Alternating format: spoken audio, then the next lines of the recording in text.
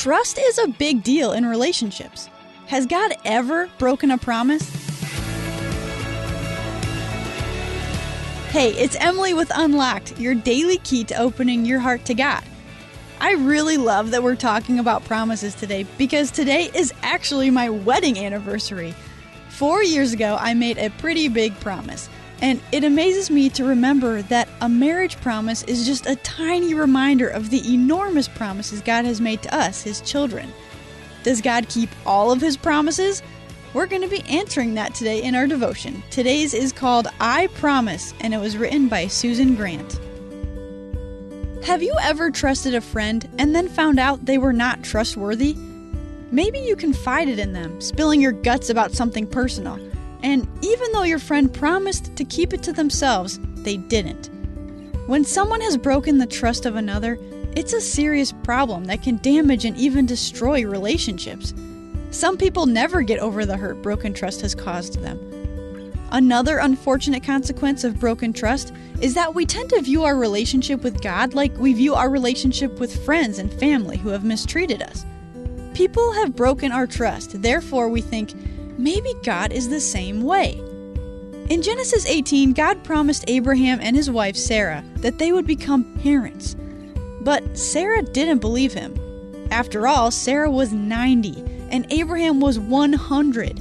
Surely God meant well. Perhaps Sarah thought God was like one of her friends who just wanted to say the right thing but ultimately weren't reliable. But in verse 14, God makes it clear He keeps His promises. Is anything too hard for the Lord? I will return to you at the appointed time next year, and Sarah will have a son.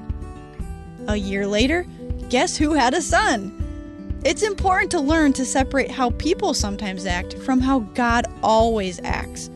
We live in a broken world, and we as humans are broken and sinful. But no matter what betrayal we have faced from others, we can know God is trustworthy and faithful. So let's talk about this. Why is trust so important in relationships? In the Old Testament, God made a lot of promises that Jesus later fulfilled. How is God's promise to create life from Sarah's dead womb reminiscent of His promise to raise His people from the dead? I'll give you a little help. Read 1 Thessalonians 4, 13 through 18 to help you with this question.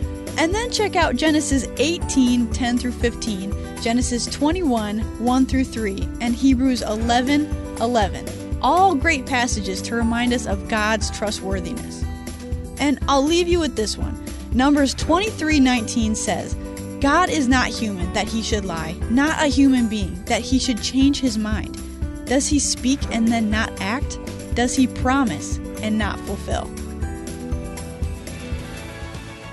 Hey, thanks so much for listening today. Did you know that Unlocked is a production of Keys for Kids Ministries, and we're a completely listener-supported ministry? That means that any one-time or monthly financial gift you give to Keys for Kids Ministries is going to help us continue to reach out to kids and teens and their families with the life-changing gospel of Jesus. So if you would like to give a gift, you can do that on our website, keysforkids.org. And that's it for me. Thanks again for listening. Like I said before, my name is Emily, encouraging you to live life unlocked, opening the door to God in your life.